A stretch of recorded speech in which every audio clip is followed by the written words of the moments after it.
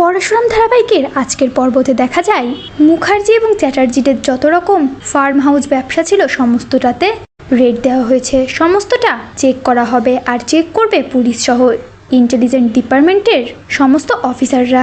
সেই কথা মতোই বলরাম একে একে সব জায়গায় চেক করতে চলে যায়। চেক করার এক পর্যায়ে বলরাম তাদের অফিসার তাদেরই আরেকজন কলিগকে জিজ্ঞাসা করে, মায়া স্বরূপ আসেনি? মায়া জানায় স্বরূপ কালকে এবং আজকে দুই দিনের একদিনও অফিসে আসেনি। বলরাম বুঝতে পারে স্বরূপ নিশ্চিত কোনো ইন্টেনশিয়াল কিছু ভাবছে। এই বলেই তারা ওইখান থেকে বেরিয়ে পড়ে। এদিকে একটা গুন্ডা মতন লোক পরশুরামদের বাড়িতে ঢুকে পড়ে। ঢুকে সে রান্নাঘর সহ সব জায়গায় তল্লাশি করতে থাকে। অন্যদিকে দেখা যায় মুখার্জি বাড়িতে এক অন্যরকম পরিবেশ। আরাধ্যা চিৎকার করে সকলের সঙ্গে রাগারাগি করছে। আরাধ্যা চিৎকার করে বলতে থাকে, তোমরাই দায়ী আমার এমন অবস্থার জন্য। আমার সমস্ত স্বপ্ন আশা সমস্ত কিছু তোমরা ভেঙে দিয়েছো। এই তোমাদের জন্যই আজকে আমার জীবনটা এই পর্যায়ে এসে দাঁড়িয়েছে। আমি এখন কি করব বলো আমি কাকে নিয়ে বাঁচবো? সকলে আরাধ্যাকে বোঝালেও সে কোনো মতেই বুঝতে চায় না। তখন আয়ুষী বলে ওঠে, দিদিভাই তুই কেন এমনটা করছিস? আরাধ্যা তখন আয়ুষীকে বলে ওঠে, আমি তো তোর মতো নয় যে যাকে ভালোবাসবো 2 দিন পরেই তাকে ছেড়ে দিব। তখনই বাড়ির সকলে বলে ওঠে, তোকে তো আগে থেকেই তটিনী মানা করেছিল, এমনকি আমরা সকলেই মানা করেছিলাম কাবিরকে বিয়ে করতে, তুই কেন করলি? ও তো একটা ক্রিমিনাল ছিল, তুই তো জানতি। তখন আরাধ্যা বলে ওঠে, আমি ওকে ভালোবাসতাম, এজন্যই তো বিয়েটা করেছিলাম। আর আমার ভালোবাসা আয়ুষীর মতো তোটা ঠুনকো নয়। আয়ুষী তখন বলে ওঠে, যে ক্রিমিনাল তাকে কোনো ভালোবাসা যায় না, আর ও ক্রিমিনাল ছিল বলে আমি তাকে জেলে পাঠিয়েছি। আমি একদম ঠিক কাজ করেছি। এর মধ্যে বলরাম সহ আরও বেশ কিছু অফিসার এবং পুলিশ সহ মুখার্জি বাড়িতে প্রবেশ করে। মুখার্জি বাড়িতে প্রবেশ করা মাত্রই সকলে জিজ্ঞাসা করে তারা কেন এখানে এসেছে। বলরাম বলে ওঠে, আমরা সার্চ ওয়ারেন্ট নিয়ে এসেছি, আপনাদের বাড়িটা সম্পূর্ণ তল্লাশি করা হবে। যা শুনে তো সকলে পুরো রেগে যায়। বাড়ির 2জন পুরুষ বলে ওঠে, এ বাড়িতে অনেকগুলো মেয়ে রয়েছে, তাদের রুমও তল্লাশি করা হবে, এটা আপনারা ভুল করছেন, আমরা কখনোই সার্চ করতে দেব না।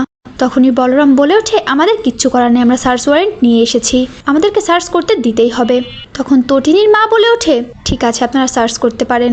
তবে তটিনীর ছোটকা বলে ওঠে, দেখুন এ বাড়িতে কেন সার্চ করা হবে? এটা আমাদের পরিবার, এটা কোনো ক্রিমিনালদের আড্ডা নয়।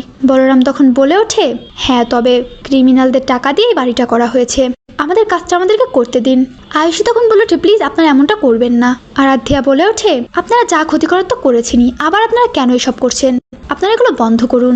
তবে বলরাম বলে ওঠে, আমাদেরকে এই কাজটা করতেই হবে। তখনই তার সামনে এসে দাঁড়ায় তটিনীর ছোটকা। সে বলে ওঠে, আমরা দেব না, দেখি আপনি কি করতে পারেন। বলরাম বলে ওঠে, তাহলে আপনাকে বেঁধে রেখে আমাদের কাজটা আমরা সম্পূর্ণ করব। আর হ্যাঁ, আমাদেরও পরিবার রয়েছে, আমাদের বাড়িতেও মেয়ে রয়েছে, আমরা সেই হিসেব করেই সমস্ত ঘরগুলো সার্চ করব। আর আমাদের সঙ্গে আমাদের মেয়ে অফিসার তো রয়েছে, তারা মেয়েদের রুমগুলো চেক করবে। এই দিক থেকে আমরা সম্পূর্ণ সতর্ক থাকবো, আপনারা চিন্তা করবেন না। তটিনীর মাও বলে ওঠে, হ্যাঁ ঠিক আছে, আপনারা প্লিজ খেয়াল রাখবেন। অন্যদিকে দেখা যায় তটিনী বাড়িতে ফিরে এলে পরশুরাম তটিনীকে খাবার বাড়তে বলে, এমনকি গ্যাসের পাইপ অব্দি লিক করে দিয়ে যায়, যাতে করে পরশুরাম এবং তটিনী মারা যায়।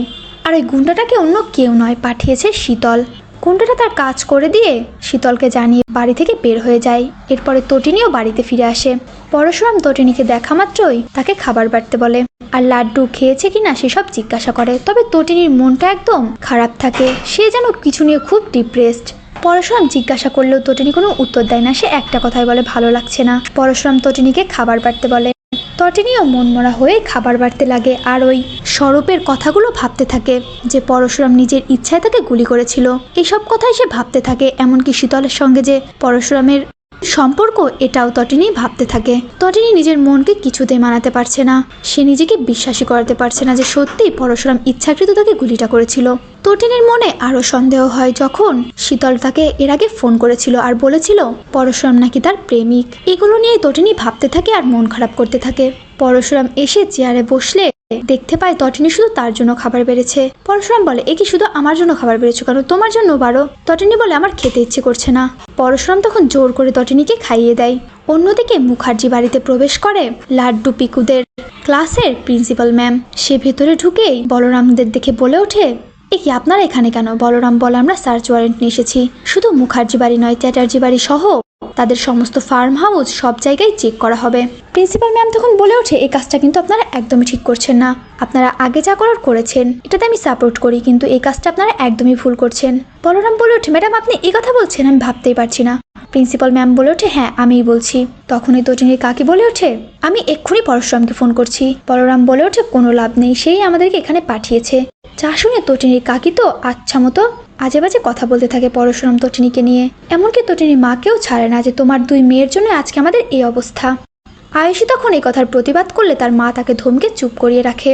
অন্যদিকে দেখা যায় জেলে শীতল, কর্ণ চ্যাটার্জি, কাবির চ্যাটার্জি এদের সঙ্গে দেখা করতে যায়, সঙ্গে করে খাবারও নিয়ে যায়। আর তাদেরকে এটাও বলে আসে, চিন্তা করবেন না, কালকে কোর্ট অবধি তটিনী আর পরশুরাম পৌঁছাতে পারবে না, তার আগেই সবটা শেষ হয়ে যাবে সবটা।